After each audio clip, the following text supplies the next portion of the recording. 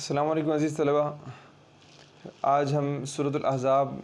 آیت نمبر 21 تا 27 ہم اس کو پڑھیں گے۔ پہلے اس کی ہم تلاوت کر لیتے ہیں، اس کے بعد اس کو دیکھتے ہیں انشاءاللہ۔ اعوذ باللہ من الشیطان الرجیم، بسم اللہ الرحمن الرحیم۔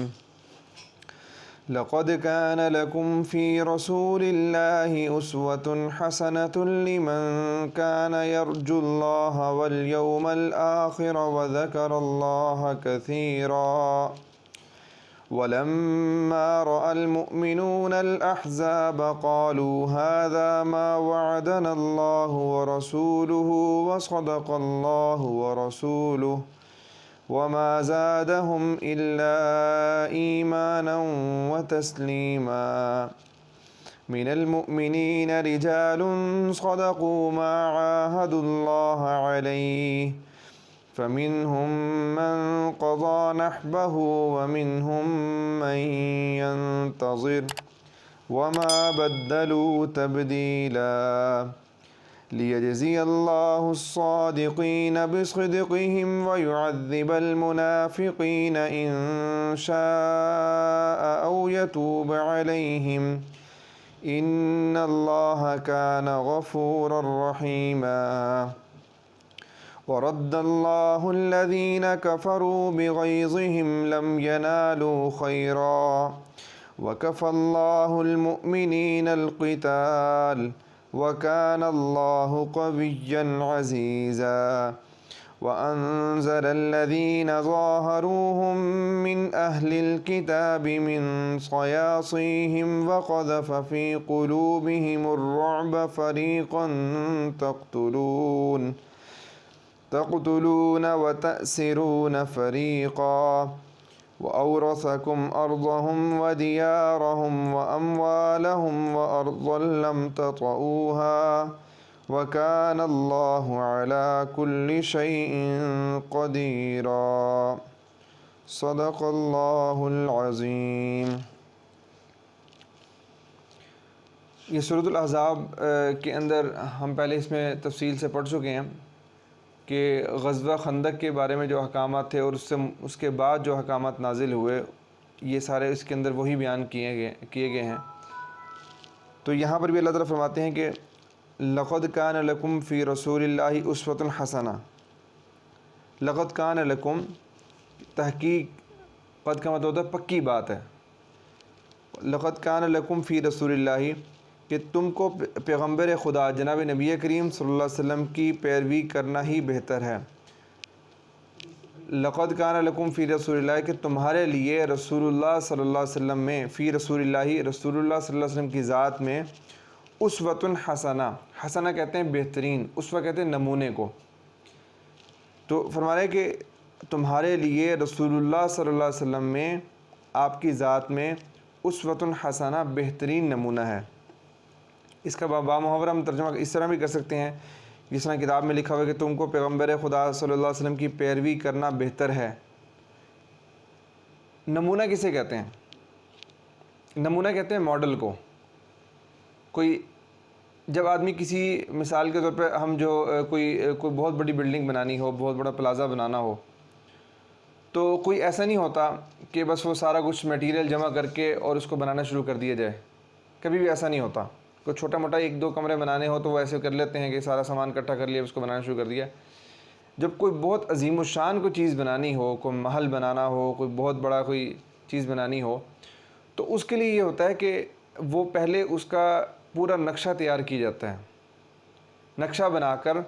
اور ماڈل بنایا جاتا ہے کہ یہاں پر اس طرح ہونا چاہیے، اس کو اس طرح ہونا چاہیے، اس میں یہ خوبی ہونی چاہیے، اس میں یہ خوبی ہونی چاہیے، اور پھر اس جیسی عمارتیں اور بھی جتنی ہوتی ہیں ان کو دیکھا جاتا ہے۔ ان کو دیکھ کر ان کی جو خوبیاں ہوتی ہیں اس کو یہاں پر اپنانے کی کوشش کی جاتی ہے۔ بالکل اسی طرح انسان کی زندگی جو ہے، انسان کی زندگی، اس کو بنانا، کیونکہ جب بچہ پیدا ہوتا ہے اس کی تربیت نہیں ہوتی، وہ دنیا کے اندر آ کر سیکھتا ہے۔ اب اس انسان نے دنیا کے اندر آ کر سیکھنا ہے، اب اس نے بننا ہے، بہترین انسان بننا ہے۔ اب وہ بہترین انسان جو ہے وہ کیسے بنے گا؟ اس کے لیے اس کو نمونے کی اور اس کو ماڈل کی ضرورت ہے۔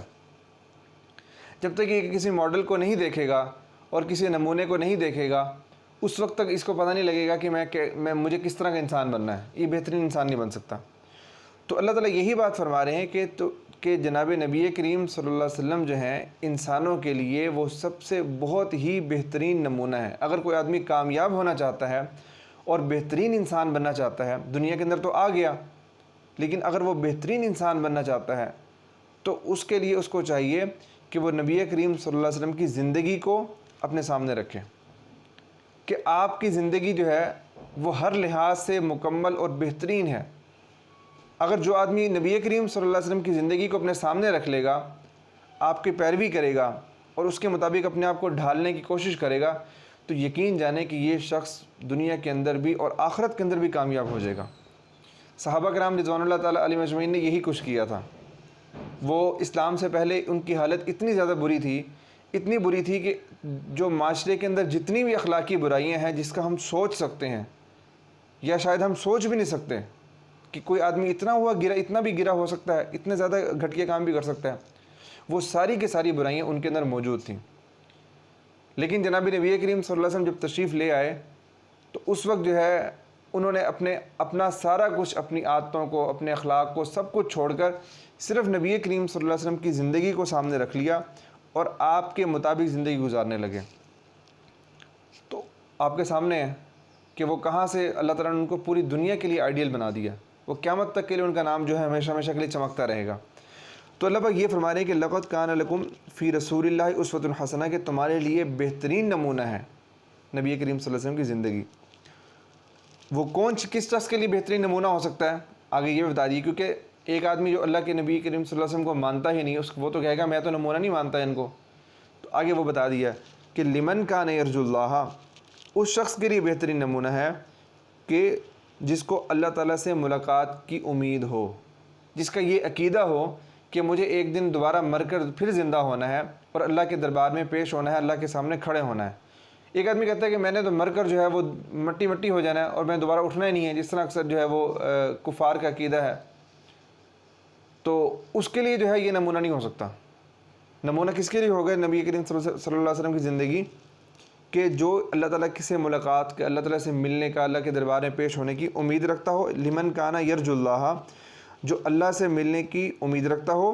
والیوم الآخر، اور قیامت کے یوم الآخر کے مطلب آخری دن، یعنی کہ قیامت کے آنے کی امید رکھتا ہو،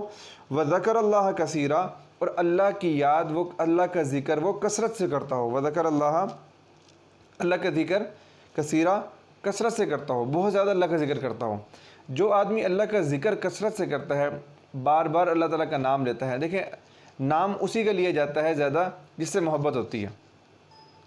جس آدمی کے دل کے اندر اللہ کی محبت ہوگی نا، وہ اللہ کا ذکر بار بار کرے گا، اس کو اللہ تعالیٰ کا نام لینے میں مزہ آئے گا۔ اور جو ایسا جو شخص ہوگا جس کو اللہ تعالیٰ سے محبت ہو جائے اور اللہ کا ذکر کرنے میں اس کو مزہ آئے، وہ بار بار اللہ کا ذکر لے، بڑے احترام کے ساتھ اللہ کا ذکر کرتا ہو، اللہ کا نام لیتا ہو بار بار،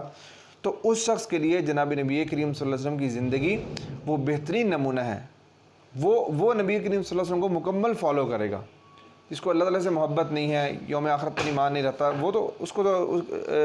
نبی کریم صلی اللہ علیہ وسلم کی زندگی پر عمل کرنا اس کو تو کوئی دلچسپی نہیں ہوگی نا۔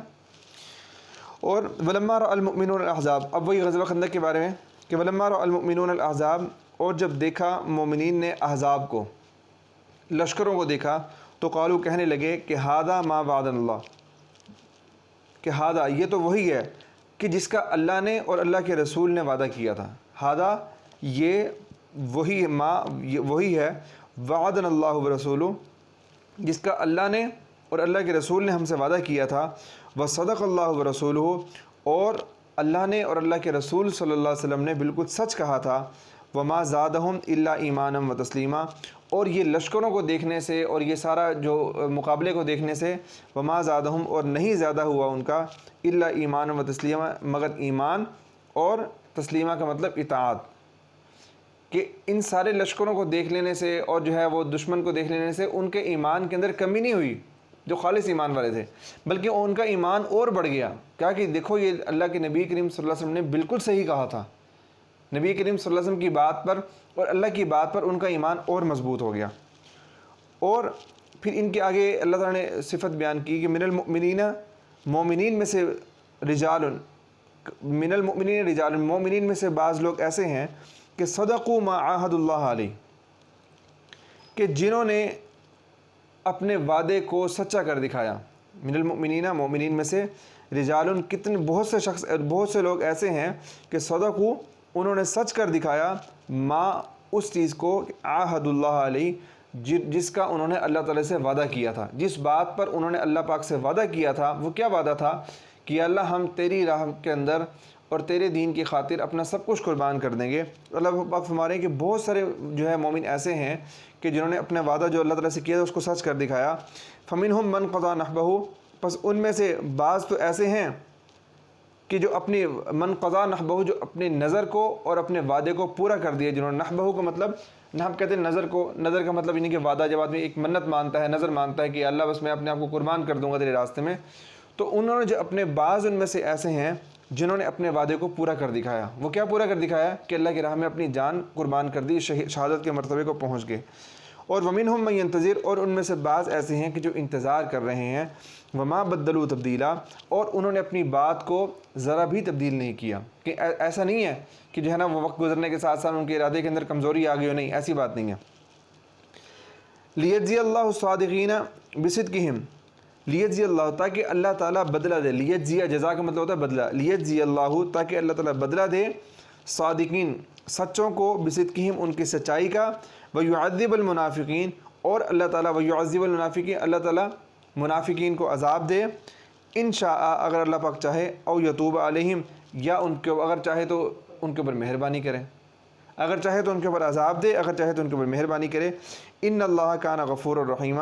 بے شک اللہ تعالیٰ بخشنے والا، غفور الرحیم، بخشنے والا، مہربان ہے۔ اور ورد اللہ الذین کفروا، اور جو کافر تھے،